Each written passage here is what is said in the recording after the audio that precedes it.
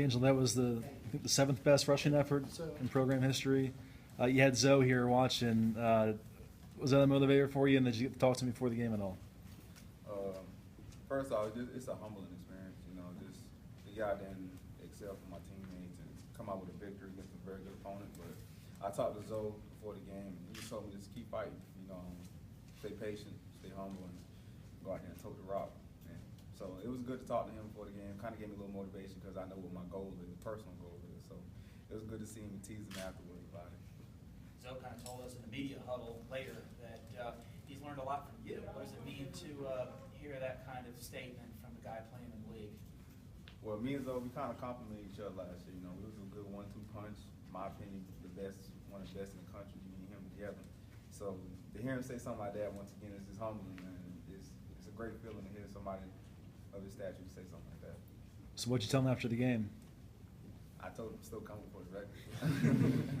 I said it's still up for grabs. I'm going for it. We just laugh about it all the time.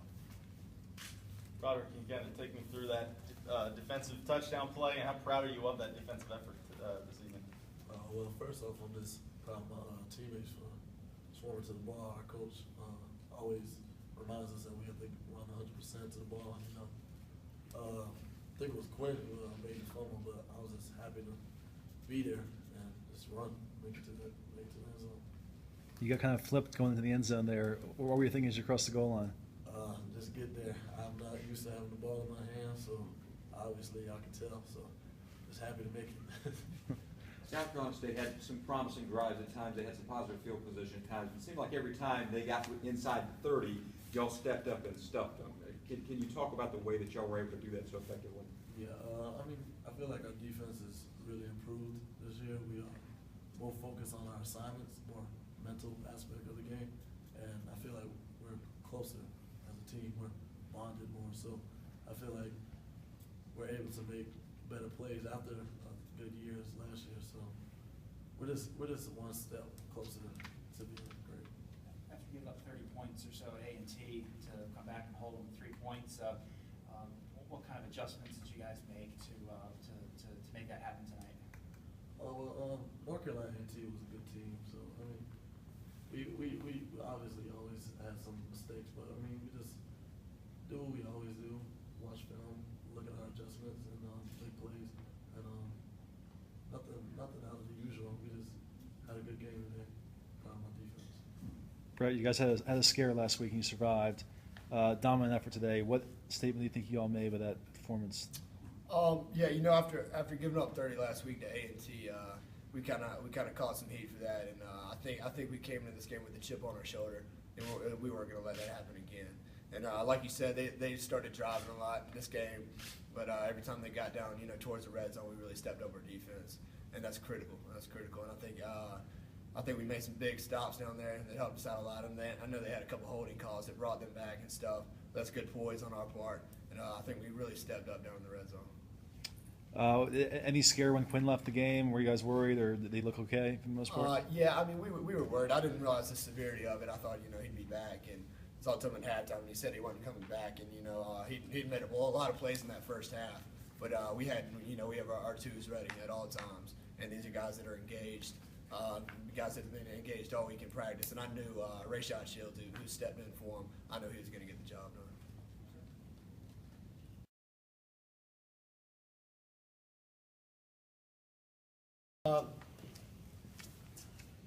I still think we've got to be able to take a look at the film. I think, we're delighted with the victory. I think one of the things that I was real pleased with today, when the offense struggled, we certainly struggled, I think, on third down. We didn't come up, again, I think we had issues on third down.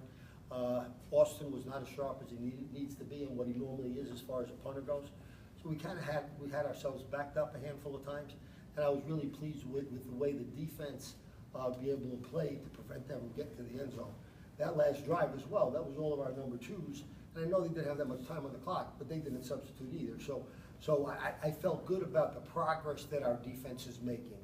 I was pleased with their effort today. I was pleased with the way we moved to the ball, the way we kind of run pass. There were a lot of different things that could have created problems for us. I thought we did a good job with that. From an offensive perspective, I know De'Angelo had a real good night. We didn't seem, it seemed we were able to move the ball, but just again, my issue was we weren't able to convert on third down. We've got to be able to do that. We made some big plays. We had a couple of drop balls. We are dropping balls more than we have in the past. We can't do that. We just can't do that. Those are probably all first downs, so we can't do that. Our ball security was better, with the exception of the drop ball that became a fumble. And so I think the offense, we know, can move the ball. The offense has to be far more consistent with regards to discipline, with regards to penalties, with regards to being able to be more effective on third down conversions. And I thought our special teams, I thought our kickoff team wound up doing a good job today. Again, Austin did a good job coming back. I had a couple good punts later on.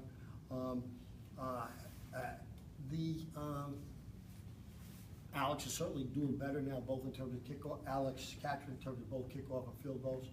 And bottom line, while we know we need to be able to get better, we still had a good win tonight. I was delighted with our community. I was delighted with the biggest sellout in the history of the school. I was delighted with the student body and their enthusiasm and the effort that not only Matt Hogan, the athletic director, staff made, but also Dr. Connor and Dr. Overton in terms of what they did to try to get the students out here. I think that was terrific. I know there was always a little bit of a concern as far as the weather goes, but I was delighted we were able to get the game in. So, questions? The first quarter went about as well as it could have gone. What were your thoughts on the way the team came out ready to play tonight? Well, I wasn't surprised. I think one of the things we needed to do was have a big improvement from where we were a week ago.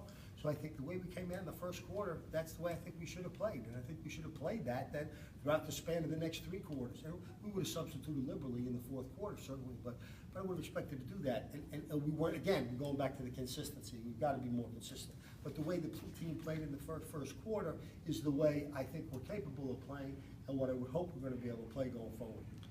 De'Angelo's just getting better each game so far. What were your thoughts on his effort tonight, his performance? Well, I thought everybody in the team had a good effort. I think when our line was able to give Hop some reasonable holes. Anytime you give him a hole, he's always got an opportunity to wind up getting good yardage. And he's always going to give you second effort. He's always a threat, frankly, to break it. But we know that. We kind of so De'Angelo having a great night is not a surprise. It's not a surprise. Like, we did have our defensive end. Score a touchdown as well, which was terrific. And nobody was close to catching you, by the way. What's Quinn's status? He left the game in the third quarter. He had taken a shot in the head. He feels pretty good at the end of the game, but the doctors will take a look at him tomorrow. We'll have a better feel by the middle of the week. But I'm optimistic. He seemed to feel okay, but we didn't want to take any chances. Is it scary whenever a guy like that goes down, just knowing what he means to that scary defense? When every one of our guys winds up going down is always an issue.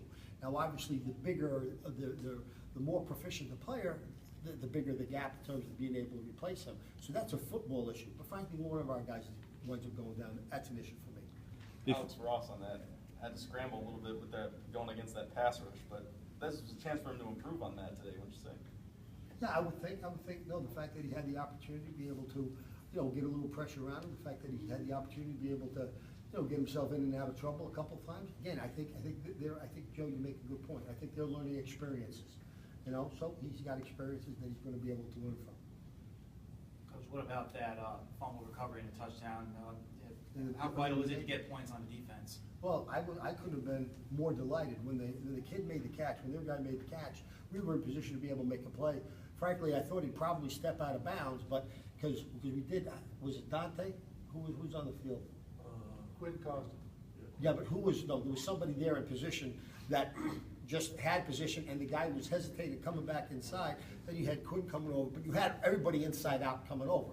So Quinn causes it, but whoever was playing the corner there was Denzel. So he was in position to be able to make a play. Instead of the guy just bowling him over, he tries to cut inside. But that little extra time gave the rest of our defense a chance to be able to get over there. Quinn winds up making the hit. Rod is in the position to be able to scoop the fumble and go. Did that feel good, by the way, big boy? Okay. How did you compensate when Quinn went out, because he's such a big part of the defense? But he was everywhere in that first half. He was making plays left and right, but yet you guys still kind of be able to help South Carolina State fairly scoreless throughout. It's not a matter. Remember, this is not a matter of if Quinn winds up going down. It's not a matter of asking our other guy to play like Quinn. it's our job to make sure that our other guy is prepared to play, and we try to make the calls that we know he understands. We know there's a drop-off, but we never ask our second guy to be like the first guy. If something happened to Hop, we don't ask the next guy to be like Hop. We don't ask another guy to be like Rod. We don't ask the guy to be like Quinn. We ask them to be who they can be, and we try to then put themselves in position where they kind of get the kinks out a little bit and they're ready to play. Now remember, the way we're organized in terms of practice, we give our guys a lot of reps. We give our twos a lot of reps. It's not like the ones just get all the work and we don't pay attention to the twos. We give our guys a reasonable amount of reps too deep. It was a classic Quinn game, though, in the first half, with the forced fumble, the tackle for loss, the pass breakup in the end zone. Just kind of state his value and just how much he means to this team. We're looking at a guy that was elected by our team as captain a year ago when he was a junior along with Zoe. So he is our captain from the 2013 season. Therefore, he's going to be our captain every game that over the span of this year. He's been Defensive Player of the Year as a sophomore and a junior. He comes up with big plays. He's a leader. He understands his assignment. And he winds up making mistakes once in a while, but he's a good football player that's all over the place. He understands what's going on, and, you know, his value to the team. As our captain, I think that winds up telling you point blank what that is, Brian. You know, our guys voted him that as a leader, not just as a football player. Speaking of Zoe, have you gotten to see him today since he came to the See, game? I saw Zoe. He just came up and he actually gave me a jersey, you know, with his jersey with the Ravens, that sign that it was signed BAM. He came in the locker room and I saw him in the locker room. Yeah, I saw him. And I said he's here with his girlfriend. I said I wanted to meet her, so he may bring her around to the office.